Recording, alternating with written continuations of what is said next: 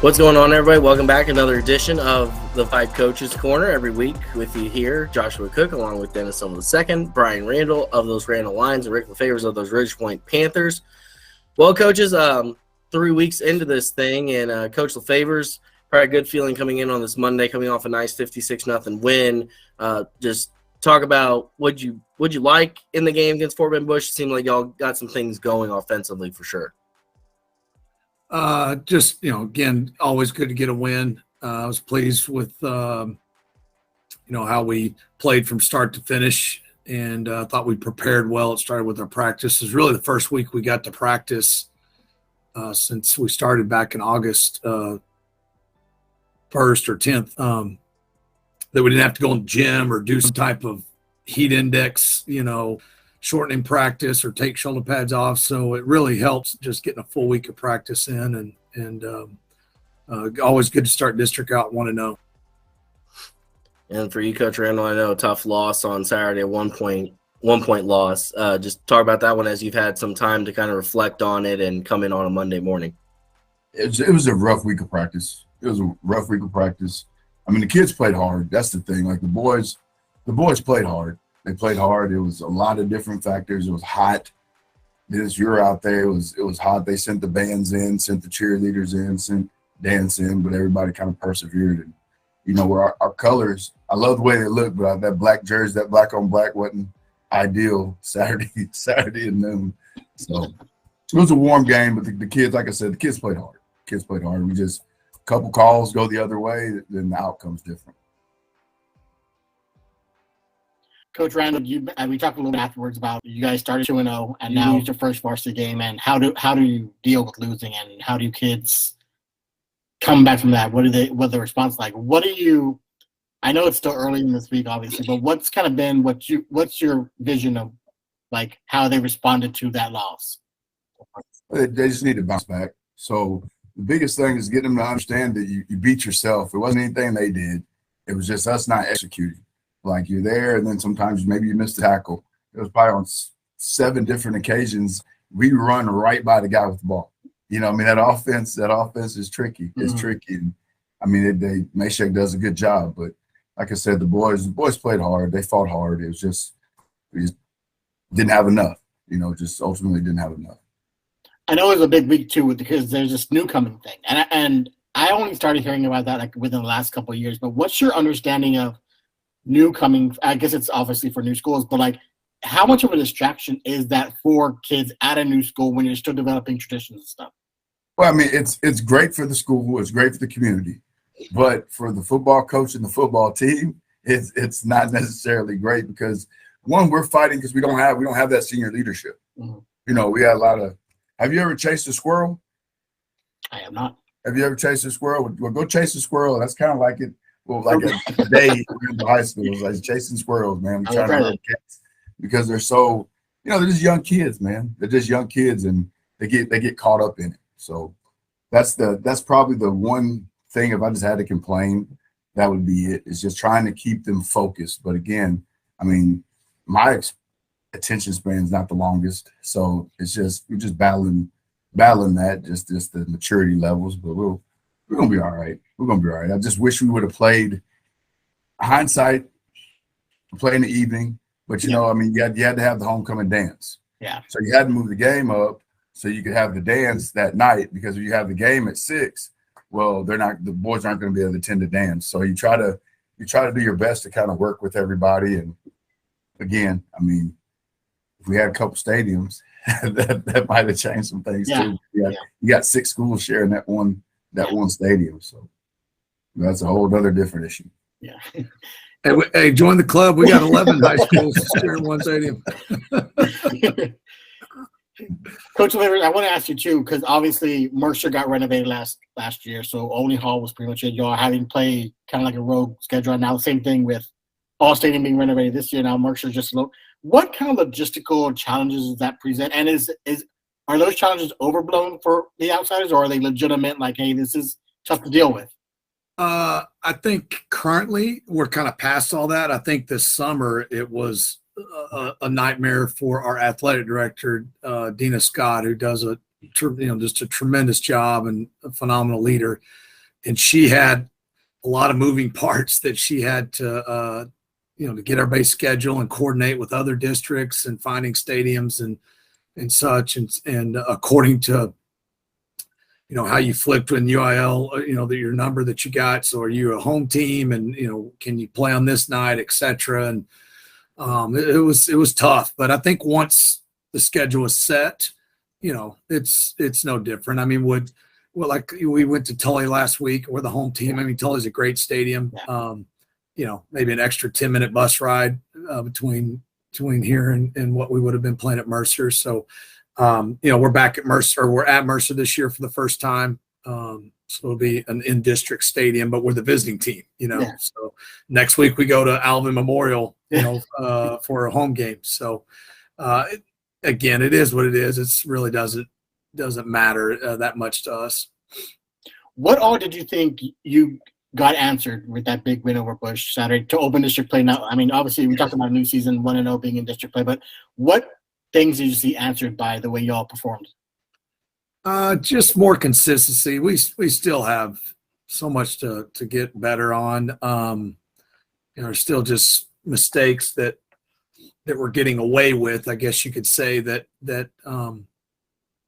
we're not going to be able to get away with down the road. It's going to eventually come bite us in the butt. So we just got to, continue to play at a high level and work to play at a high level, execute offensively. Defensively, we're playing, really good right now.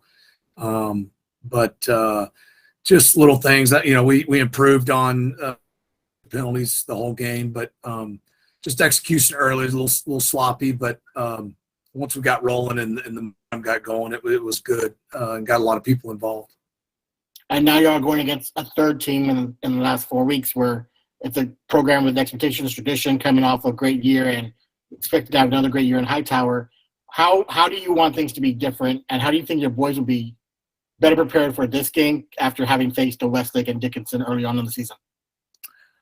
I mean, they're going to, Hightower's going to be extremely athletic and physical, and it's kind of that neighborhood brawl, if you will. Kind of reminds me back of the Lamar and Terry days, where kids kind of grew up knowing each other and literally across the street sometimes, and we haven't been able to play each other. I think 2017 was the last time they played, if I'm not mistaken. We've only played 4 times. In the history. So, though, I think everybody's been talking, the last few years of, well, what if these two teams played with both Hightower and Rich Point success? So there'll be a lot of natural energy and juice, on that night. But just looking forward to our kids, playing hard and just continue to get better and trying to be, again, 2-0 in district. Coach Randle, I know you guys are starting district this week, right? You're going to Bryan. We're not starting district yet, though. Okay, it's still non-district. Okay. Yes, sir. When do y'all start district? We got there next. Okay. Yes. Sir. So what are you looking for specifically out of this next game against Bryan? And as far as response, and just, you said your kids obviously played hard Saturday, not the most ideal circumstances. Right. But how will you know if they kind of answered the bell a little bit? We just have to execute.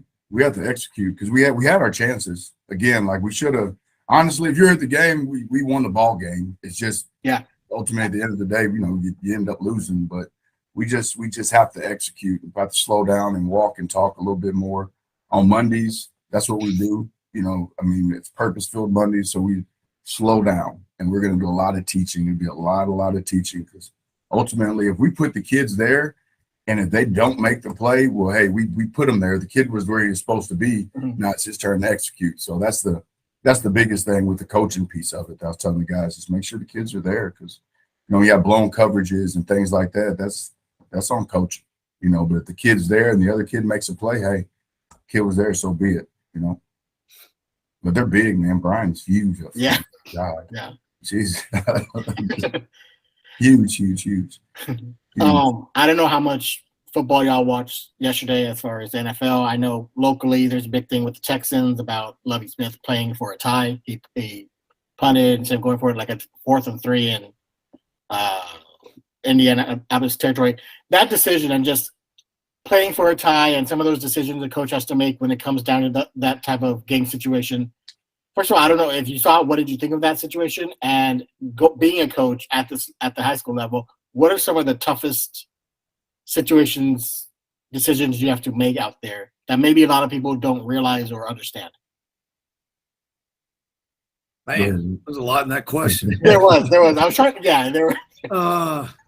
I saw a little bit. The heading into overtime, it was on the TV in the staff staff room, and I remember we were kind of had to remind ourselves, why didn't he go for it? And the problem is, in high school, I think we would have went for it. And here's the reason why: is because in high school, typically, if you don't get it, the field goal kicker, you have much more distance to play with defensively to keep them out of field goal range. In the NFL, if I recall correctly yesterday, I mean, they only had to if Lovey doesn't get it in regulation, that first down, I mean, I think the Colts had maybe 10 yards to get, maybe 15 at most, and they're in field goal range, to win it. So, because I remember I was like, oh, what are they doing? And then I was okay. NFL field goal kickers, they typically don't miss, and they can hit from 50, plus out. So, in high school, I think that decision's a little bit easier at that distance. But I don't know. It's sometimes punting, when to go for it and when to not. The stage of the game and just the feel, I think as a coach, you're always trying to stay on schedule. So, are you struggling running the ball? You're struggling throwing the ball, and what is that first and second down call going to look like? To try to keep you on schedule. I think those can be tough decisions sometimes, but I don't know, Brian. What I mean, punting. I guess sometimes you're in that kind of no man's land. I don't know what else would be really kicking tough. a field goal. Just depending on if you're going to kick a field goal or go for it, because snapping the ball, getting it down there, getting it set. That's a process in itself. Because we got our kids. It is, especially in high school. I agree. Right. So we were going to take the points. We're on by about the 20, and our kicker could probably kick it, and he can make them in practice, right? Well, it's just the execution from snapping the ball to getting the whole, holding, sitting the ball down. A couple weeks ago, we fudged that up several times, right? And then they pick it up, and I scored one time on it. So you just kind of those things run in your head. That's why we went for it on 4th and 4. Yeah. Instead of just running the field goal team out there. The kicker's got a leg. When Gia can kick it, it's just the operation of it. Yeah. And I tell you, just like you said, a block can change the momentum. I'd rather almost get stopped on 4th down than have a blocked kick. Sometimes that juices, in my opinion, can juice a team up, the opponent up, if you will. And that ball can be live and scoop and score, and all of a sudden it's a different ball. A 14-point turnaround or 10-point turnaround, however you want to look at it. So, for either of y'all, does analytics play any role at all when it comes to games nowadays? And if so, about when was the time when you saw the influence of analytics start really making an impact? I don't know. You start seeing it on hearing about it on TV and stuff with the college and NFL and such. We've most recently have subscribed. I guess there's some third-party analytic companies that will take your film and give you some analytics, if you will, on a high school level. It's not near as in depth as maybe the collegiate or NFL, but nonetheless, you send them your film and data and such, and they'll give you.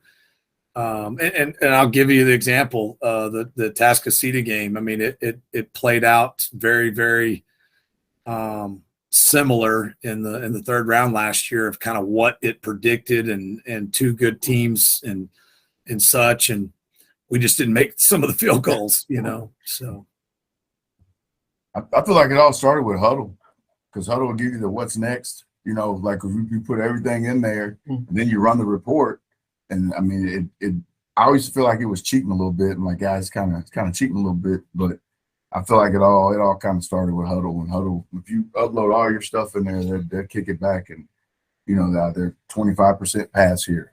You know what's next, like what to expect next, and if you study the sheet, you know you can. It's pretty accurate.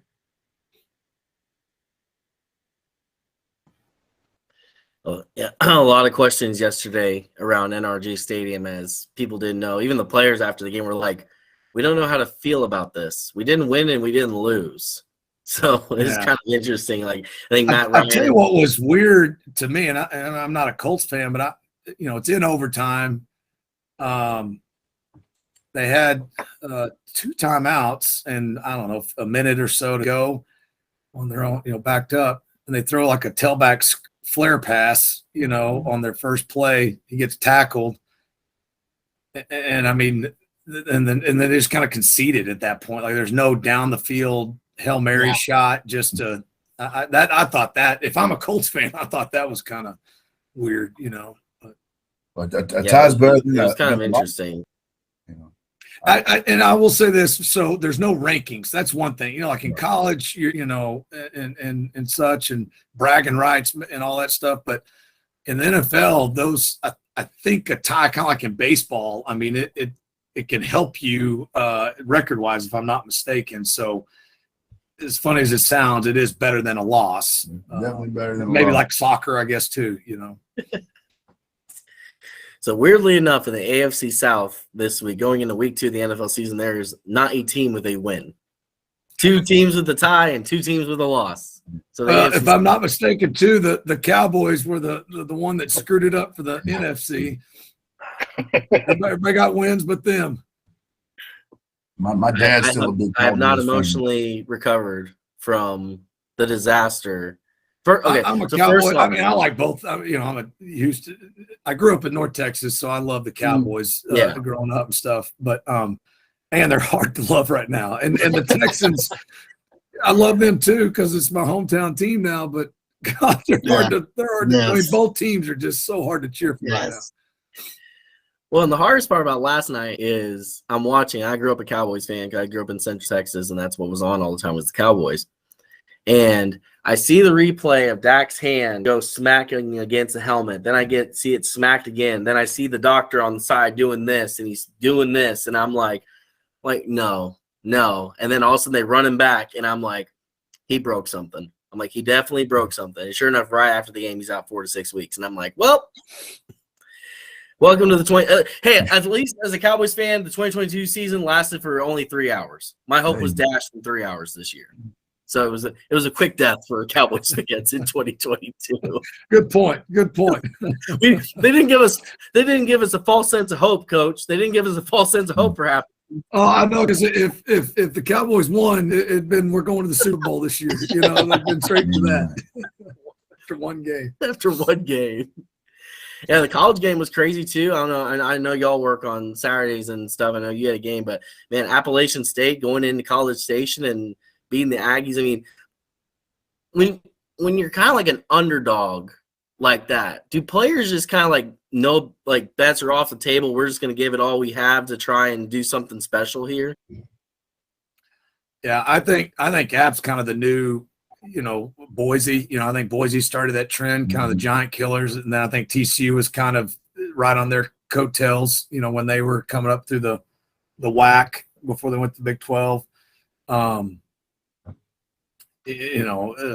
Georgia Southern's kind of like that too. Has read, but App State's kind of taken over. I think they're kind of the mid, or was the 1AA that would beat some people, and then now they're Division I, and